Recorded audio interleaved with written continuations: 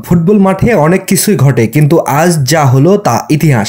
ব্রাজিলের জন্য এক চরম দুঃস্বপ্ন, আর আর্জেন্টিনার জন্য আহা যেন এক জমজমাট পার্টি। ব্রাজিল ডিফেন্ডাররা তখনও বুঝতে পারেনি যে ম্যাচ শুরু হয়ে গেছে, আর এরই মধ্যে আলভেরাস বল পাঠিয়ে দিল জালে। কি বলবো ভাই, এমন ফাস্ট ডেলিভারি তো ফুড ডেলিভারি অ্যাপেও পাওয়া যায় না। 12 মিনিটের মাথায় অ্যাঞ্জু আরেকটা দিয়ে দিল। ব্রাজিলের ডিফেন্সের দশা তখন এমন যেন ফেসবুকের পুরনো পাসওয়ার্ড মনে করতে পারছে না। এদিকে ব্রাজিল একটু আশার আলো দেখছিল রোমেরোর সৌজন্যে। আহা, এমন উদারতা দেখলে তো ফিফা স্পোর্টসম্যানশিপ অ্যাওয়ার্ড দিয়ে দিবে।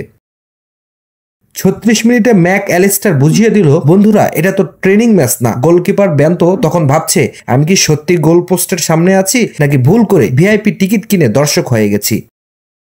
শেষমেশ ব্রাজিলের ফিনিশিং টাচ দিল ডিয়েগোর ছেলে। বাবা যেমন রাগী কোচ, ছেলে তেমনই রাগী স্ট্রাইকার। ব্রাজিলের ডিফেন্সের মাথায় তখন লাল বাতি জ্বলছে।